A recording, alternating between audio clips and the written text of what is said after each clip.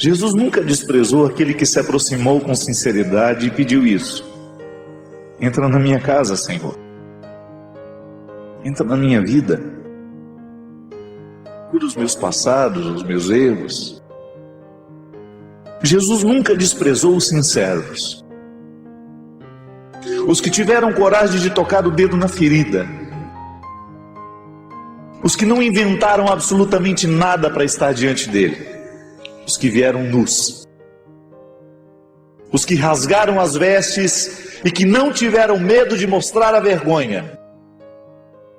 Os grandes homens e as grandes mulheres da história, os que foram realmente tocados e que se transformaram como modelos para nós, todos eles chegaram miseráveis diante do Senhor. Ninguém perfeito. E Jesus dispensou tudo isso. Mas todos aqueles que tiveram coragem de mostrar a sua miséria ao Senhor, grandes feitos aconteceram. Foi assim na vida de Madalena, foi assim na vida de João, foi assim na vida de Zaqueu, que envergonhado de si mesmo, não teve coragem de esperar Jesus ali, no lugar onde ele poderia ser visto e ver. Preferiu ficar lá, escondido no meio das árvores, como se fosse um bicho, fazendo de tudo para ficar ali no anonimato, para ver Deus acontecer na vida dos outros, os que estavam lá. Porque certamente Zaqueu estava visitado pela convicção de que Jesus não tinha disposição para os miseráveis. Zaqueu certamente pensava que aquele homem, que aquele grande profeta que estava passando, fazendo uma grande revolução em Israel, cumpria bem as regras do seu tempo, acreditando que Deus tinha predileção pelos perfeitos. Por isso, escondido na árvore, porque de alguma maneira já tinha sede de ouvir alguma palavra, mas não tinha coragem de se colocar diante. Mas eis que Jesus faz o impensável. Rodeado de santos e seguidores, Deus desvia o olhar. E ao desviar o olhar, encontra aquele que ele realmente precisa encontrar. Não que aquelas pessoas que estavam ali ao seu redor também não precisassem dele. Não estou dizendo isso. Ele está apenas cumprindo a palavra que ele mesmo disse, que quem precisa de médico é o doente. E naquele momento, o doente estava escondido na árvore. E Jesus o percebe. E Jesus o olha. E diz a frase que vai mudar definitivamente a vida de Zaqueu, que vai ser um divisor de águas. O Zaqueu do passado, o Zaqueu daquele presente para o futuro. Jesus olha para aquele homem escondido de si mesmo, envergonhado da vida que levou.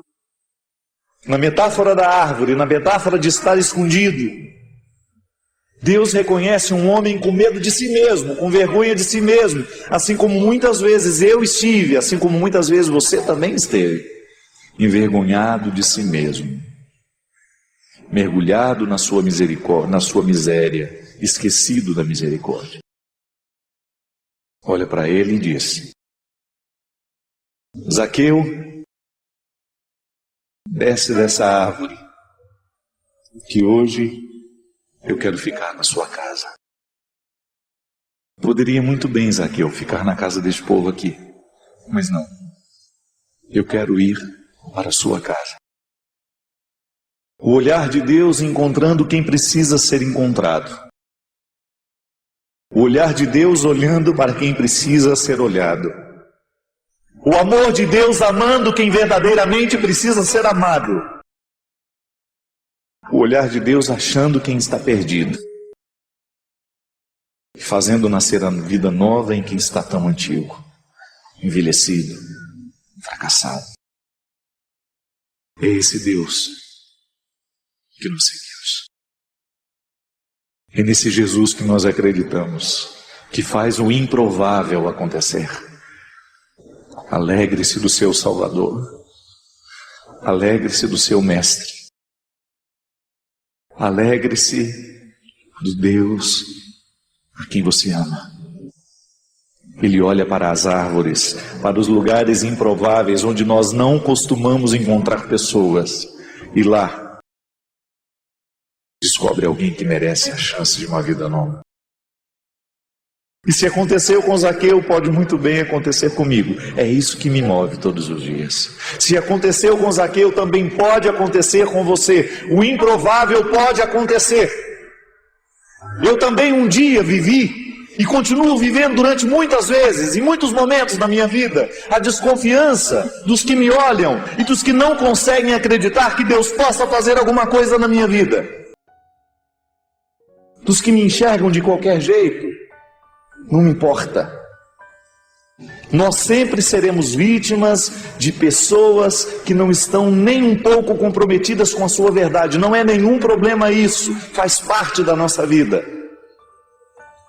Agora, o que tem que nos mover é o olhar improvável de Jesus, nos fixando e nos querendo para Ele. Você pode ter certeza que na vida deste homem, marcado pelo limite e pela miséria, há um Deus que não desiste dele. Eu acredito. E eu persigo essa verdade cada segundo da minha vida.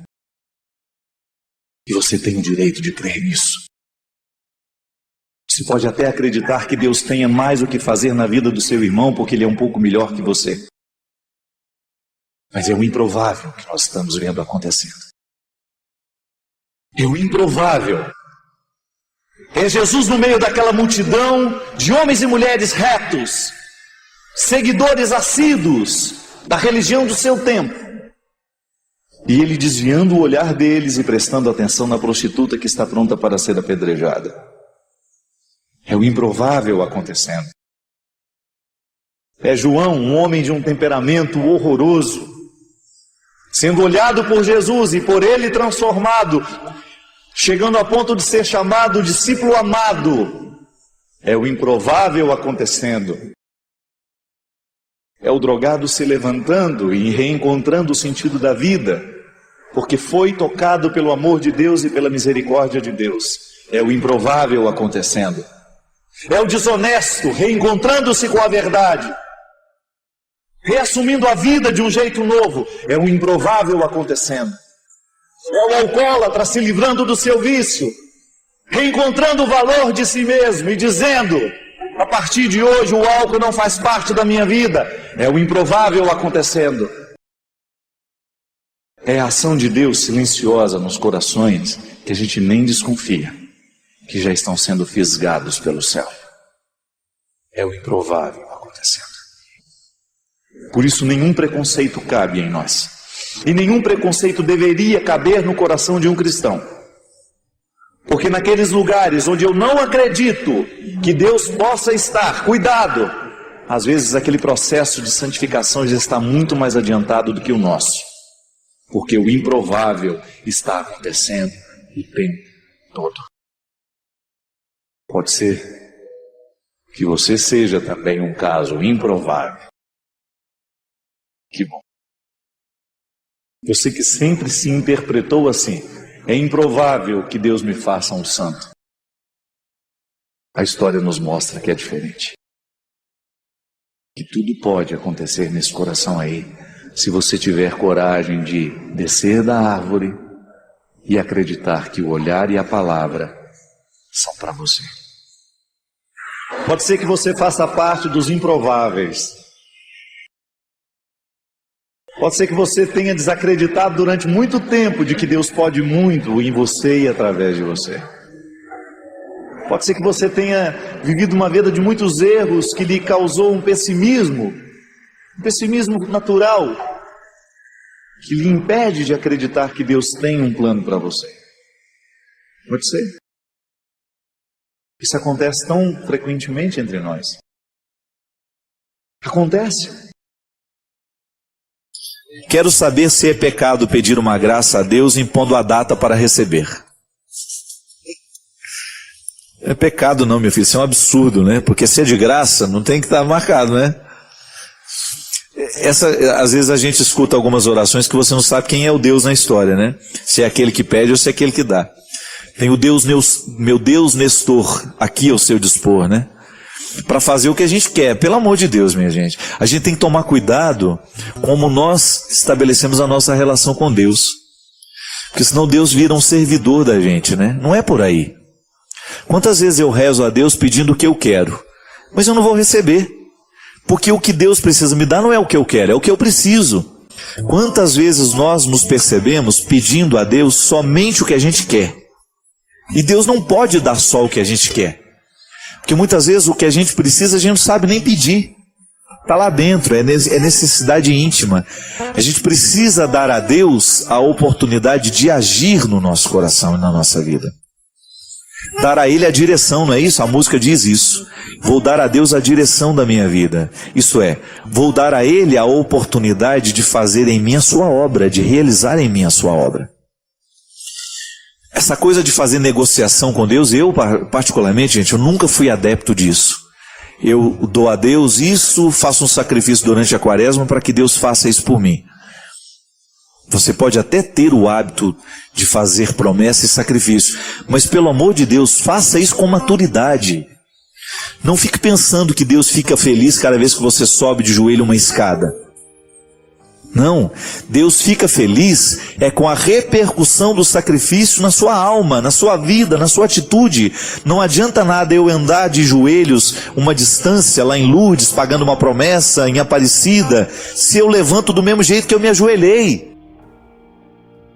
Eu tenho que me ajoelhar e me levantar melhor depois do sacrifício, mas como pessoa. Não é só o joelho esfolado e o sacrifício do corpo que vai agradar a Deus, isso não agrada. O que agrada a Deus é a repercussão do meu sacrifício no meu jeito de ser gente, na minha atitude. Então, eu deixo de comer chocolate durante a quaresma. Você acha que Deus está lá marcando? Olha lá, ele hoje está sofrendo mais. Ele hoje comeu. Não. A repercussão do sacrifício é que agrada a Deus, porque melhora o que eu sou. Como eu dizia, como é que o meu pecado atinge a Deus? Porque atinge a mim, faz mal a mim. Porque faz mal a mim e Ele me ama, então faz mal a Ele também. A mesma coisa, o que me faz bem também a Ele. Porque todo pai fica feliz quando vê o filho sendo repercutido por alguma coisa boa. Então fui capaz de viver o meu sacrifício de quaresma, fui capaz de viver a promessa que eu fiz. Mas o que Deus está me dando não é por causa do meu sacrifício, mas é por causa da repercussão que a graça teve dentro de mim. Aquilo que a graça encontrou lugar para fazer. Deus quer nos entregar as coisas boas todos os dias, minha gente. Ele não é um menino que precisa ser adulado para fazer. Quantas vezes eu precisei ser adulado para poder estudar? Ah, Fabinho, se você estudar, eu vou te dar um sorvete. Ah, Fabinho, não é assim que funciona? Quantas vezes na nossa vida nós precisamos do estímulo para poder fazer? Precisou ser adulado. Deus não precisa ser adulado. Volto a dizer, a repercussão do sacrifício na nossa vida é para que eu tenha a oportunidade de deixar a graça de Deus agir em mim. Então, quando eu sou fiel a um sacrifício que eu fiz, Deus começa a ter mais chances dentro de mim, porque eu me eduquei. Eu fiquei mais disciplinado. E pode observar, uma pessoa disciplinada, Deus tem mais chance na vida dela. A disciplina é uma picada que nós abrimos na mata para que Deus passe. Quanto mais disciplinas a gente tem, quanto mais a gente disciplinado é na vida, maior é a oportunidade que Deus tem de agir em nós, porque Ele vai encontrar espaço para poder agir. Quando eu sou capaz de viver um sacrifício, eu tenho então mais condições de viver a vida cristã. Quantas pessoas imaturas, né, não sabem viver sacrifícios, não sabem viver os problemas da vida, porque foi acostumado a ser adulado a vida inteira.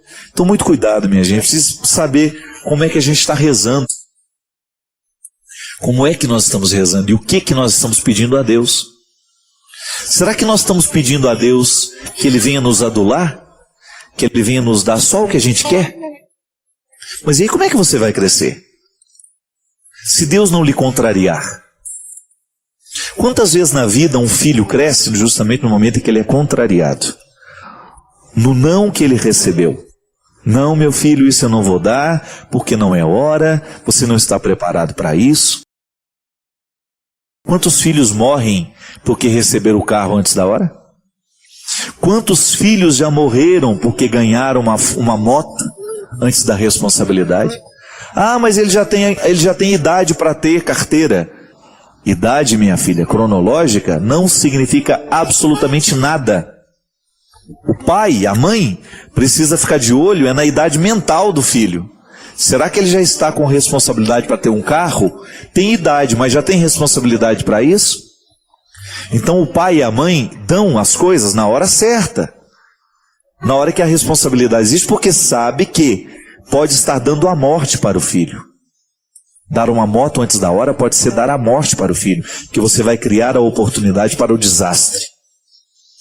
Você vai criar a ocasião para que o diabo haja, o diabólico da vida.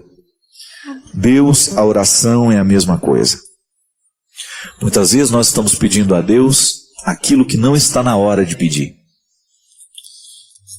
E a gente só gosta de Deus à medida em que Ele realiza o que a gente está pedindo. Mas não é por aí. A oração tem que ser um lugar da gratuidade. Tem que ser o lugar onde a gente aprende a viver a restrição e a possibilidade. Nem sempre Deus vai me dar o que eu pedi.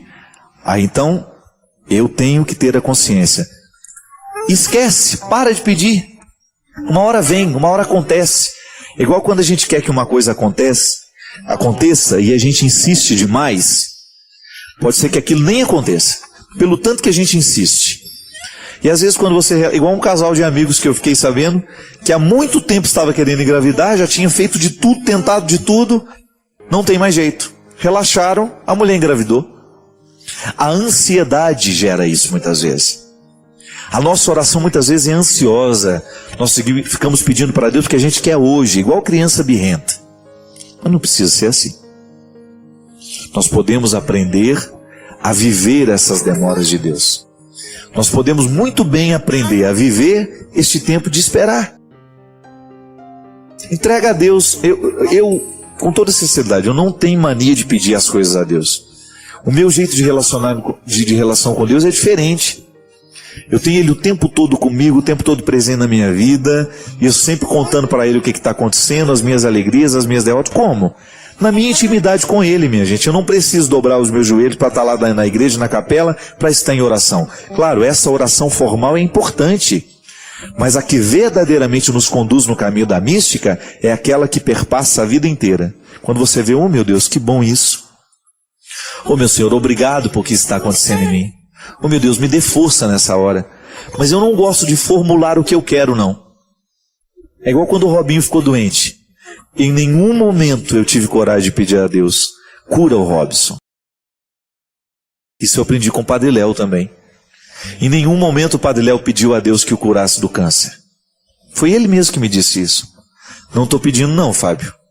Porque eu não sei se Deus quer. Eu não sei se Deus pode reverter as minhas escolhas. Agora eu estou pedindo para Ele, me ajude a viver bem até o último momento da minha vida. A gente sempre tem a tentação de pedir o que a gente quer, mas nem sempre o que a gente quer é o melhor para a situação. Quem tem a sabedoria é Ele, minha gente. Quem sabe é Ele. O que eu posso saber é aquilo que a minha inteligência me ilumina e aquilo que eu permito que Ele me mostre. Mas a minha inteligência será sempre limitada para perceber a vida. Mas Deus não tem limites para perceber. Então rezar é isso.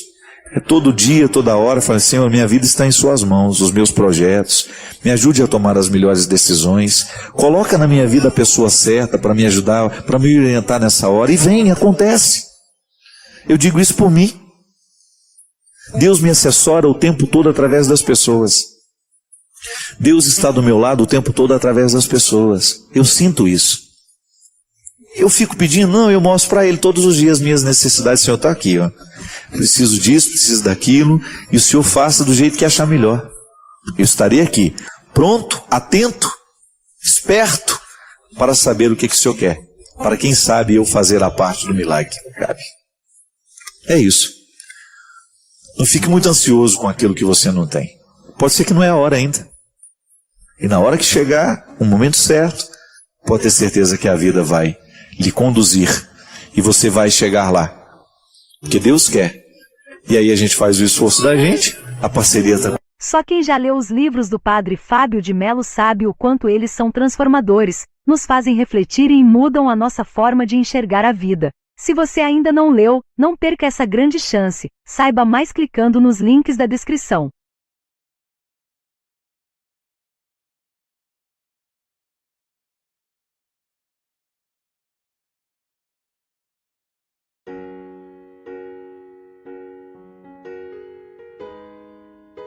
E ainda que a gente fique revoltado, que a gente fique chateado, e é natural que seja assim, porque nós somos precários. É natural que sentimentos mesquinhos também aconteçam no coração de pessoas boas. Só não é natural que ele prevaleça. E tudo que nos é dado, um dia também nos é tirado pelo próprio movimento da vida. Não é porque Deus é cruel. Não, é porque é um movimento natural da vida. Porque as pessoas vão embora não é só quando morrem. Tem mãe que tem uma dificuldade muito grande quando o filho vai se casar, por exemplo. Quando um filho resolveu montar o próprio apartamento, ela cai de cama, deprimida, toma 3, 4 antidepressivos, só porque o menino foi embora. Não é assim, você conhece gente assim? Eu conheço assim um monte. Por quê? Estão com medo de viver a adaptação de um novo tempo, de olhar para aquela casa e ver que não tem todos mais aqueles filhos correndo para lá e para cá, mas que você pode descobrir dentro de você situações que você ainda não pôde viver porque a casa estava cheia de gente. Aí você começa a se beneficiar com a casa vazia. Não é tão ruim assim. Ah, padre, você fala isso porque não é com você, eu sei. Mas eu também experimento a minha solidão. Eu sei como é positiva essa solidão quando bem administrada. Às vezes a nossa visão prática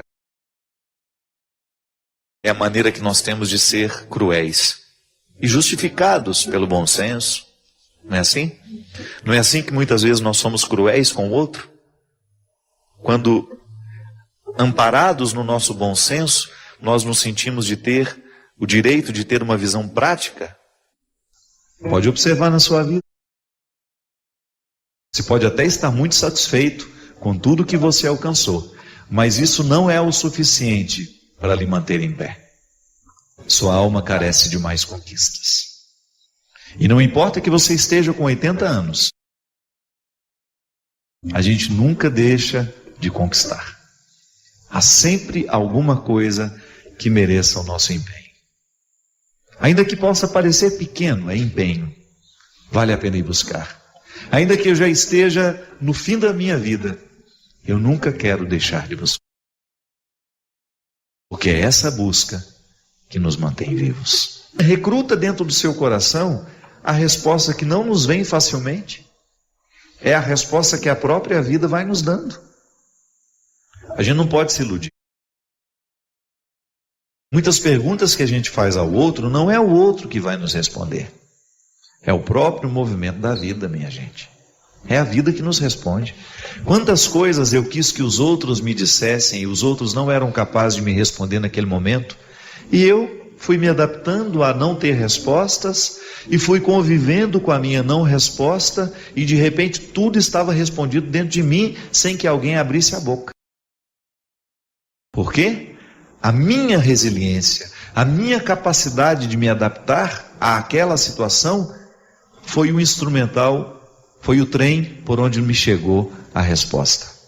A resposta viaja para chegar até nós. Qual é o trem, qual é o veículo por onde a resposta viaja? O próprio tempo. Espere o tempo de Deus para você, sabe? Espere essa dor se acomodar dentro do seu coração. Nós passamos tanto tempo rezando, às vezes nós passamos tanto tempo fazendo sacrifícios, jejuando, fazendo isso e aquilo, gestos religiosos, vamos à missa, vamos ao culto. toda essa luta nossa religiosa para poder um dia ter o direito de dizer que nós já temos um coração que sente pelo menos alguma coisa do que Jesus sentiu. Todo o empenho da religião, do processo religioso em nós, é para nos dar condições de dizer isso. Hoje eu consigo sentir, ainda que seja só 10% do que Jesus foi capaz de sentir. Era justamente a capacidade que ele tinha de se identificar com os imperfeitos, de amá-los, de não rejeitá-los, de querê-los por perto, de curá-los, de fazê-los amigos. Porque isso é que conta, minha gente. Não é o tanto de resposta que nós achamos, mas é a condição que a gente tem para prosseguir. A vida é assim. Não é fácil para você, não é fácil para mim, mas nós queremos prosseguir. Eu não quero ficar parado. Eu não quero ficar estacionado no meu processo humano. Eu quero ter condições de dar passos diariamente na direção desse futuro que me espera. Eu quero prosseguir. Eu quero avançar. Eu quero me superar diariamente. Eu quero saber um pouco mais do que já sei. Para isso eu leio, para isso eu estudo, para isso eu não me contento com o último livro lido, eu quero outro. O que nos move é a gana. Bem administrada, é claro, né? Porque senão vira ganância. A gana, o desejo, a vontade de ir além. E o que é o desejo? É a satisfação? Não é não. O desejo não é a satisfação, o desejo é a ausência. O que me move não é o que eu tenho, o que me move é o que eu não tenho. E isso é fantástico. O que nos move como pessoas não é o que nós já alcançamos, é o que ainda não temos que nos move. E quando eu falo de oração, minha gente, compreenda da maneira mais ampla, da oração mais tradicional até aquela satisfação que o seu coração sente de repente, de saber que você está conectado a Deus. Que Deus faz parte da sua história. Que você o reconhece presente no seu caminho, na sua história. Tudo isso é orar. Viver pode ser uma oração. Desde que você amanheça o dia e se disponha a viver bem, a fazer bem às pessoas que você vai encontrar, a não ser um peso para o outro, a ajudar o mundo a ser melhor, tudo isso é rezar. Aí veja bem, a nossa oração também tem duas dimensões. Aquela reverência a Deus, eu reconheço Deus como meu Salvador, meu Senhor, a Ele presto louvor, culto. Mas quando me encontro com as pessoas, eu preciso também recordar que o louvor que agrada a Deus é o amor que eu amo. É o perdão que eu concedo, o abraço que eu dou, não é assim? Não é nenhum problema a gente errar um com o outro. Às vezes a gente erra, mas é tão nobre a gente reconhecer, olha, me desculpa, me perdoa. Isso é orar. Isso é louvar a Deus. Não foi Jesus que disse? Antes de apresentar a oferenda, vai e reconcilia com seu irmão, com seu amigo que você está meio brigado, né? Com aquele que você já não fala há tanto tempo, com aquele que você guardou rancor, ódio, ressentimento. Porque a vida sempre vai nos oferecer esses dois pilares. É a transcendência e a imanência de Deus. Eu posso elevar os braços para o céu, louvar a Deus, mas eu preciso saber que meus pés continuam presos nesse chão. Não é? A cruz tem a dimensão vertical, mas ela também tem a dimensão horizontal. Se você olhar para o lugar em que Jesus foi crucificado, lá você tem fé no homem, fé em Deus. Um traço nos aponta para o céu, onde nós permitimos que o nosso coração vá sempre, que ele transcenda, que ele saia, né, que ele voe longe, que ele busque a eternidade. Mas por outro lado existe um outro traço nos mantendo no horizonte da história. A cruz é essa metáfora entre Deus e a humanidade a um ponto de união. E que a fé bem praticada, ela vai nos colocar sempre nessa dinâmica. O amor que eu tenho a Deus se manifesta na minha história. É a grande questão que São Tiago apresenta na carta, né? É fé ou é obras? E que durante muito tempo dividiu protestantes e católicos. Protestantes acreditando que a fé é o suficiente para salvar, e outros dizendo que precisa ter as obras. E aí São Tiago propondo de maneira equilibrada os dois caminhos. A minha fé tem que se manifestar em obras muito concretas, porque senão ela fica morta. Eu admirei muito, por exemplo, nesse tempo de tragédias, admirei muito muitos evangélicos que eu vi pela internet criando campanhas de solidariedade com aqueles que estão sofrendo lá na serra. Porque à medida que o tempo vai passando, a gente corre o risco de esquecer que o sofrimento ainda está lá em Teresópolis, Friburgo, né? Petrópolis. E eu vi ali os evangélicos, o pessoal do Diante do Trono, Ana Paula Valadão, fazendo a campanha dela. Outros evangélicos, alguns pastores que eu vejo no Twitter. E fiquei pensando, olha que interessante, né? O processo histórico. Eles hoje vivendo o equilíbrio da proposta de Tiago. Fé e obra.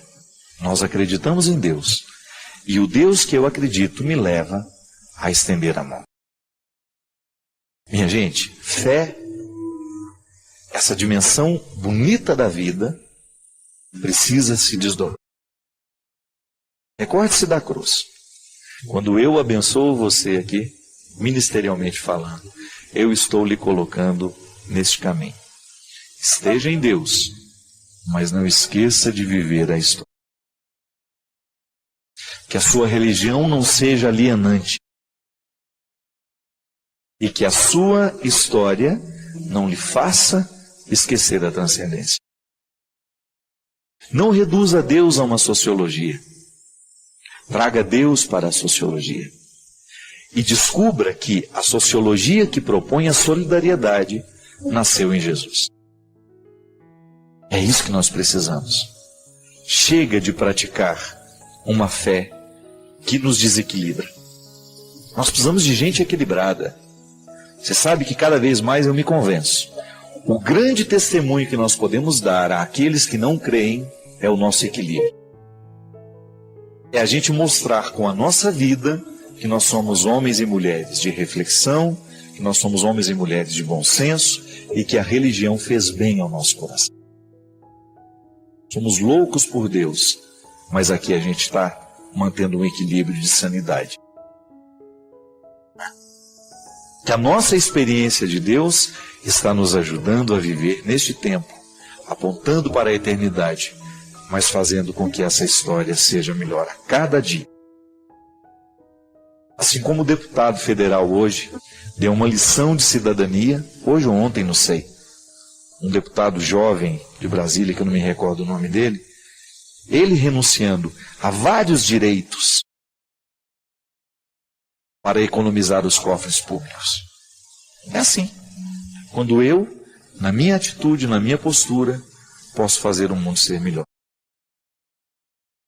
O Deus que move o meu coração, o Deus que gera a minha fé, que Ele me entrega o tempo todo como um dom, Ele me leva a ter atitudes, gestos que possam mostrar ao outro que eu acredito. Isso convence.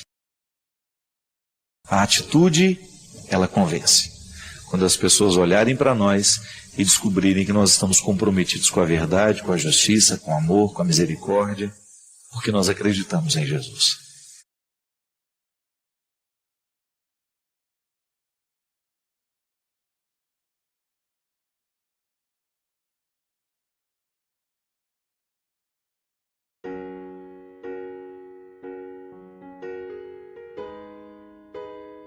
você que agora me assiste, o que você acha que você faz, que faz parte do seu jeito de ser, que você sabe que você prejudica quem você ama?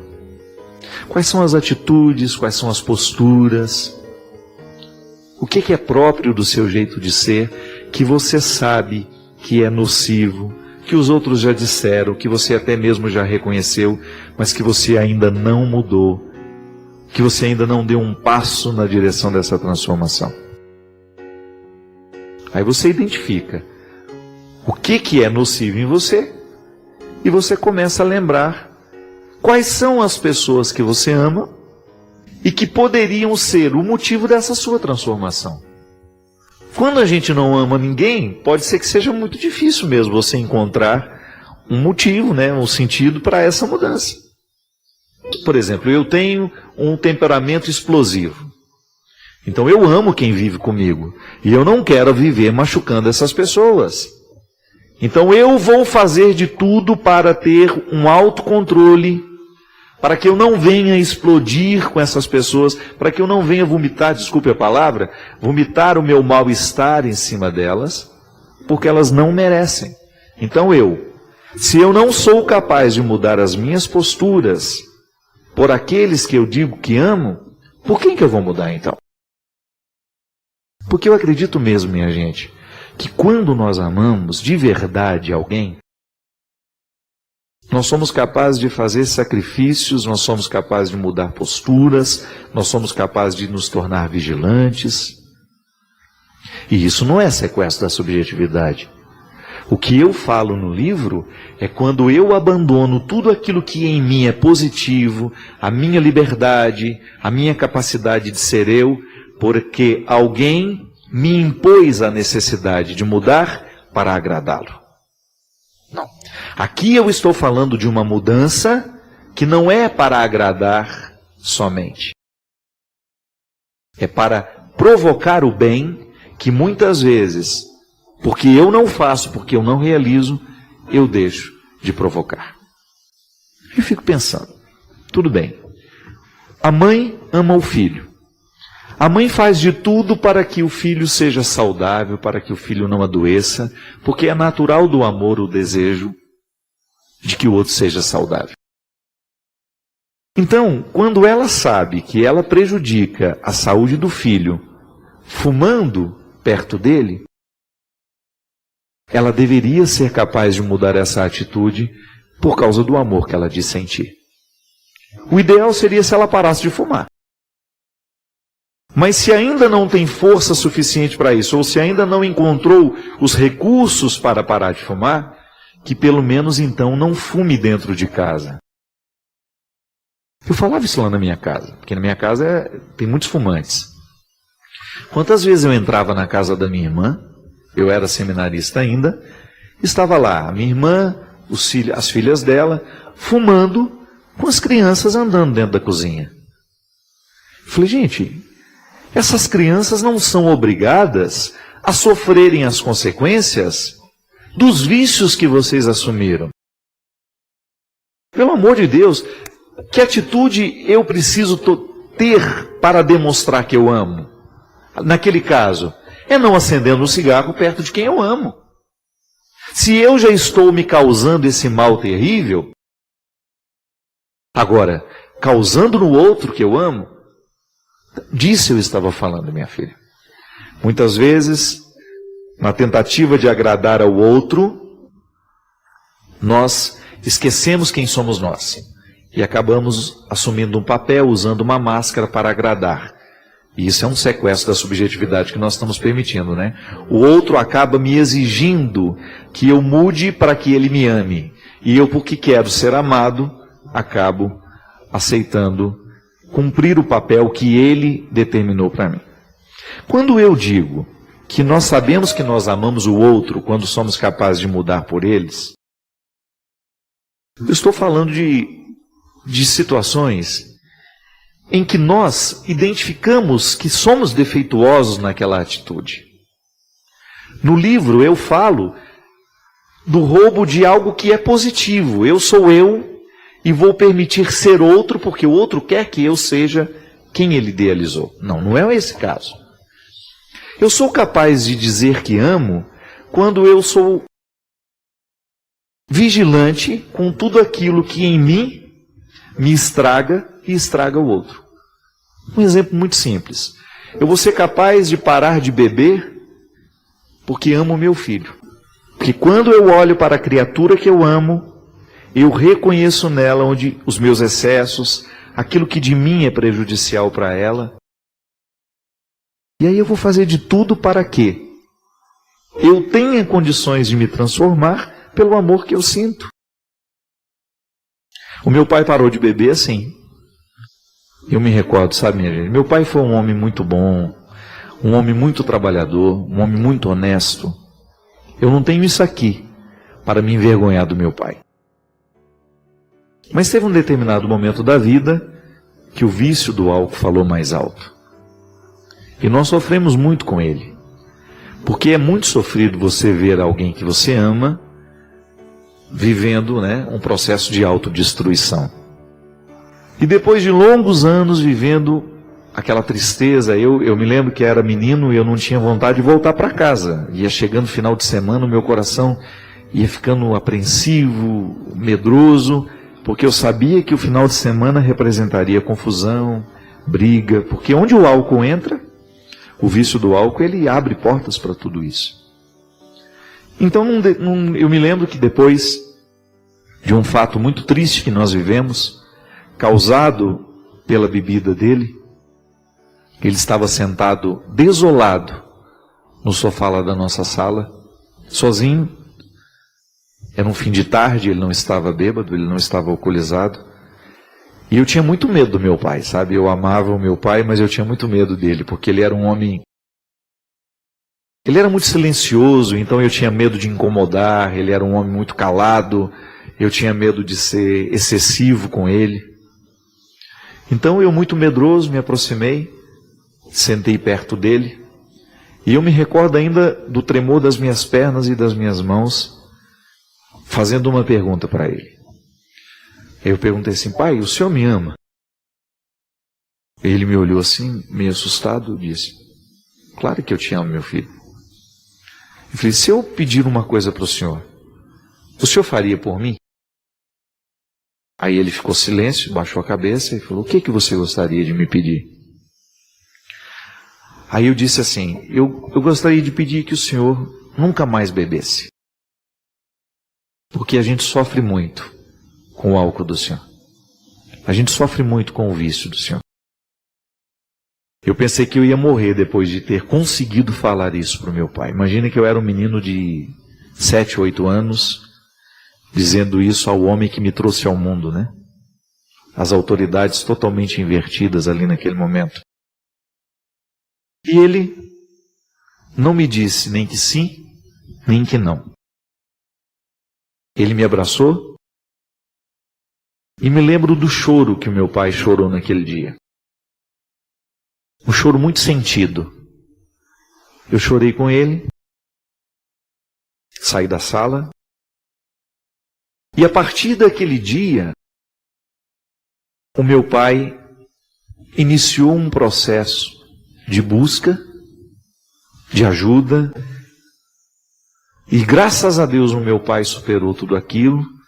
Nós tivemos a oportunidade de vê-lo vitorioso, vencendo os limites do álcool e retornando ao homem que ele sempre foi e que o álcool estava matando. E aquilo para mim serviu como uma lição, minha gente, porque eu acho que a minha palavra naquele momento foi fundamental para que o meu pai se fortalecesse para ter coragem de dar um passo na direção que ele precisava viver. O amor que ele sentia por mim. Eu não tenho dúvida de que meu pai me amava. Ele manifestava isso nas pequenas coisas. E por causa do amor que ele sentia, ele foi capaz de ouvir o meu pedido. Já contei aqui a história de Viktor Frankl, o pai da logoterapia. que no campo de concentração, já não tendo mais ninguém a quem amar, ele plantou um vasinho de flor e colocou na janela. E estabeleceu com aquela flor um vínculo. Se você morrer, se eu morrer, você morre também. Então eu vou viver para cuidar de você.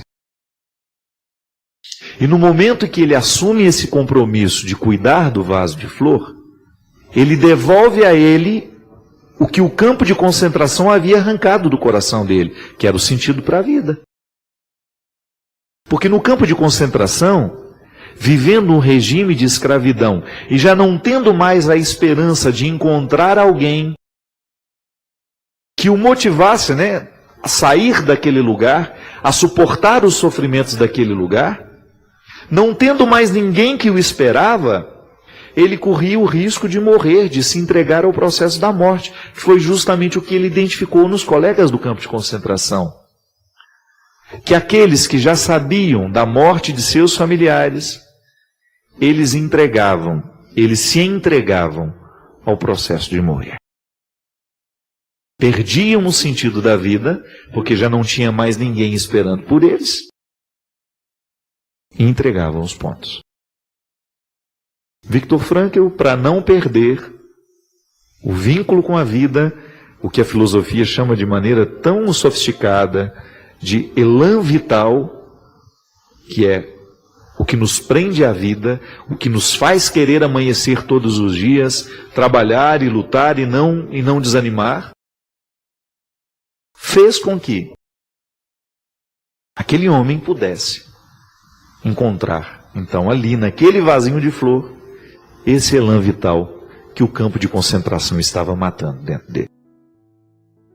Minha gente, é só olhar nas janelas da nossa vida qual o vasinho de flor que a gente tem, para poder nos motivar a essa mudança. Eu creio que isso é tão válido. Você ser capaz de amar. O amor é dinâmico, é bonito ser capaz de amar, mas vamos entrar no dinamismo desse amor, porque senão ele vira uma palavra infértil. Ou ele vira um sentimento que se vive muito sozinho, Não. O amor, ele faz sempre um movimento, é do outro para mim, de mim para o outro, e vice-versa. E ele sempre vai motivando transformações. Eu identifico que quando nós estamos cegos para aqueles que nós amamos, a gente deixa de fazer as transformações que nós precisamos viver. Impressionante o quanto que a criatura amada beneficia aquele que a ama. Porque é na criatura amada que eu identifico o que eu preciso fazer para ser melhor. Isso é o amor, é esse movimento que nos oferece um espelho para que a gente tenha condições de olhar e identificar o que eu preciso fazer para ser melhor. Por quem eu amo, por causa dos que eu digo que amo. É o retorno do amor, é o benefício do amor. É o outro me dando caminhos para eu trilhar e ser melhor. Então não tenha medo. Não tenha medo de olhar na janela da sua vida e descobrir o sentido de tudo isso. Por quem você precisa mudar? Por quem vale a pena mudar? Renovar o sentido da vida carece olhar as pessoas que estão ao nosso redor e a partir delas e por elas, a gente tomar decisões que possam favorecer o nosso crescimento, que depois vai beneficiá-las. Toda vez que eu encontro um filho drogado, um filho perdido nas drogas, e eu olho para o sofrimento da mãe, ali eu vejo quem é que pode curar? Quem pode curar quem nessa história? É o amor que um sente pelo outro. É o filho olhar para a mãe e perceber o quanto que ela sofre pelo processo de autodestruição que ele está vivendo. É a gente ser capaz de mudar as nossas escolhas porque a gente tem alguém que nos ama. E a partir desse amor, a gente ser melhor e a gente modificar o que precisa ser modificado. Quem sabe hoje no programa, quem sabe hoje este programa, só tem acontecido para isso. Para nos chamar a atenção para o vasinho de flor da nossa vida. Quem é o vaso de flor que pode dar sentido a você? Quem é o vaso de flor que pode fazer a sua vida ser diferente? Que Deus abençoe o seu propósito. Que Deus abençoe a sua vida. Que Deus abençoe o nosso coração. E nos motive à mudança tão necessária que todos nós precisamos viver. Esse Deus que é Pai, Filho e Espírito Santo.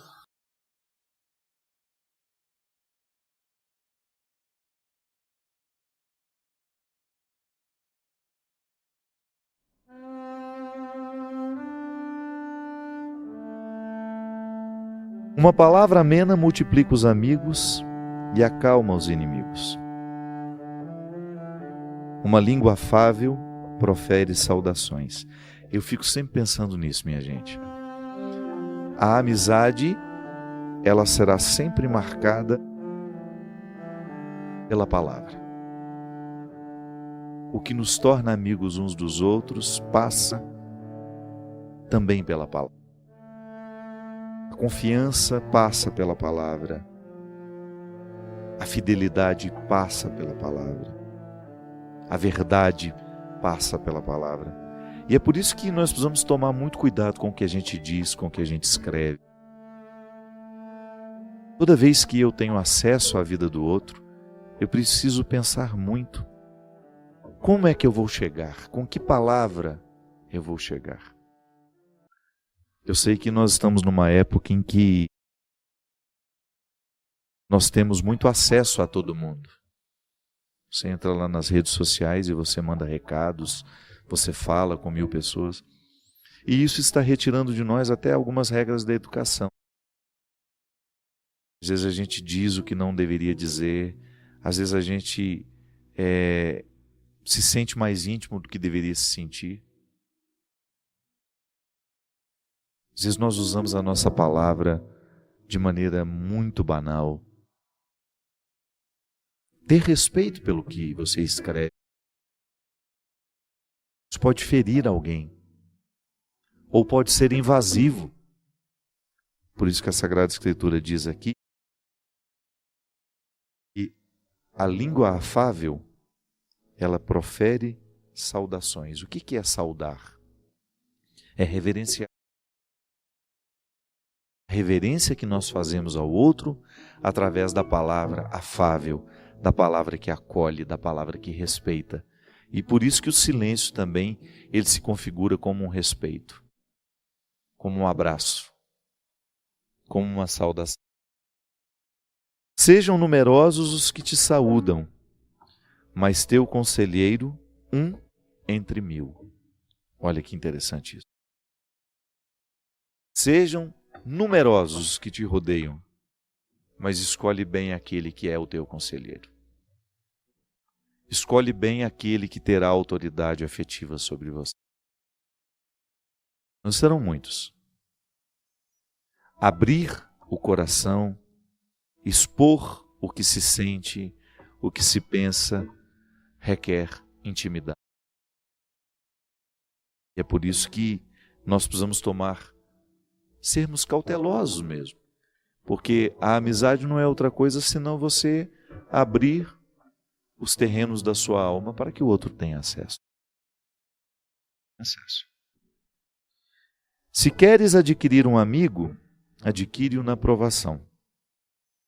Mas não te apresses em confiar nele.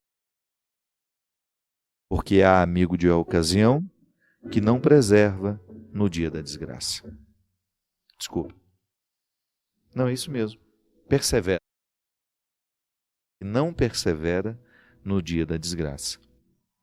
Há amigo que passa a inimigo e que revela as desavenças contigo. Há amigo que é companheiro de mesa, mas que não persevera no dia da necessidade. Isso aí você sabe de cor, né? Nós estamos já muito experientes em perceber as pessoas interesseiras, lhe querem no momento do seu sucesso, da sua realização, e que depois Não faz muita questão de estar no momento em que você não tem todo aquele reconhecimento que tinha antes, não tem todo aquele dinheiro que tinha antes. É por isso que é bom a gente olhar para os amigos que a gente fez ao longo da vida e identificar quantos perseveraram. Eu, por exemplo, tenho muitos novos amigos. Muita gente que entrou no meu, porque, claro, eu viajo muito, eu encontro muita gente e eu tenho facilidade de estabelecer vínculos. Agora, eu tenho a graça de ter os amigos antigos, que são aqueles que frequentam a minha casa, a minha vida, com quem eu falo regularmente, que são de 20, 30 anos. Você também tem, tenho certeza disso. A galeria dos amigos irrenunciáveis, que você não troca por novos. Amigo, essa confiança estabelecida, você não encontra em todo lugar e a todo tempo. Quando fores bem-sucedido, ele será como teu igual, e sem cerimônia dará ordens a teus criados. Mas se fores humilhado, ele estará contra ti, e se esconderá de tua presença. Afasta-te dos teus inimigos, e toma cuidado com os amigos. Amigo fiel é poderosa proteção. Eu acredito mesmo nisso. Deus nos protege através dos nossos amigos. Quantas vezes na nossa história nós nos livramos de situações destruidoras porque ouvimos a palavra de um amigo fiel. Ouvimos aquele conselho que nos abriu os olhos, que nos fez ficar atentos ao poder destruidor que aquela situação poderia ter sobre nós. Ele é amigo que nos chama a atenção para a prudência que nós precisamos ter para viver bem. Até aquele amigo que muda o nosso cuidado com o corpo. Eu sei que às vezes a gente estabelece alguns amigos assim, na academia, e como eu fiz bons amigos dentro da academia. Me motivavam ao cuidado comigo. Estão internalizados até hoje em mim. Amigos que eu até já não encontro mais com a mesma frequência de antes. Mas um dia entraram na minha história e me ajudaram a desenvolver hábitos saudáveis. Nunca mais a gente esquece. Nunca mais a gente esquece. E Deus nos protege através dessas pessoas. Porque se uma pessoa teve influência sobre mim, para mudar em mim algo que era nocivo, Deus me protegeu através. Aquela sua nutricionista que muda de maneira positiva os seus hábitos, ela está representando o cuidado de Deus na sua vida, com o estudo dela, com a ciência própria que ela escolheu. Tão interessante, né, a gente pensar em todos esses desdobramentos do ser religioso, de como o nosso cristianismo pode ser frutuoso na vida do outro assim. Eu, com a minha profissão, se sou médico, ter a oportunidade de oferecer o conhecimento que eu adquiri na faculdade, ainda que eu cobre por isso, porque é meu meio de vida. Mas não é só o dinheiro, porque o médico também tem que sobreviver, ele tem as necessidades dele. Não é só o dinheiro, é a satisfação de tornar-se um amigo do paciente. Eu não estou dizendo de amigo, de sair, de ir para... Não, estou falando desse sentimento que nos faz querer o bem do outro. Nos faz ter a oportunidade de proteger o outro de alguma realidade que possa lhe fazer mal. Então você tem aquele amigo que frequenta a sua casa, que participa da sua intimidade, que viaja com você, que você escolhe para fazer férias, que você escolhe para descansar, que você fala regularmente pelo telefone, são os amigos da proximidade. Mas você também tem as pessoas amigáveis,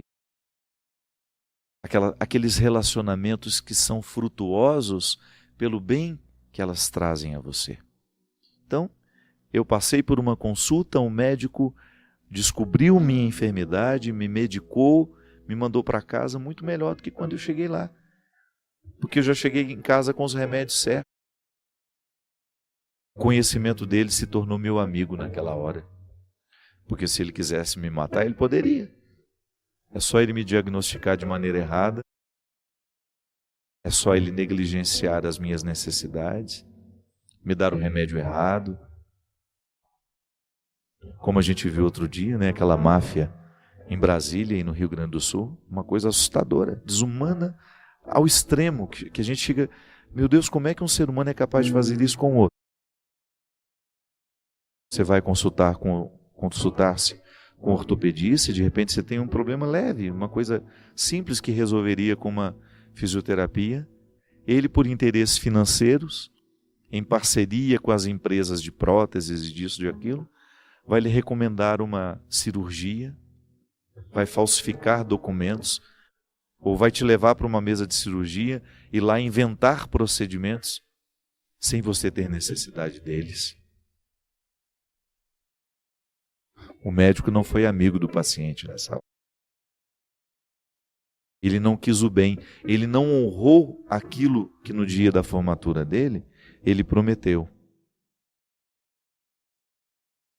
Uma crueldade sem tamanho. Uma senhora, uma reportagem, acho que foi no Fantástico que passou isso. Uma senhora que não tinha nada na perna e de repente eles colocaram uma prótese na senhora, sem necessidade, e deixou essa mulher sequelada para o resto da vida. Porque os resultados da cirurgia foram todos errados. Imagina isso.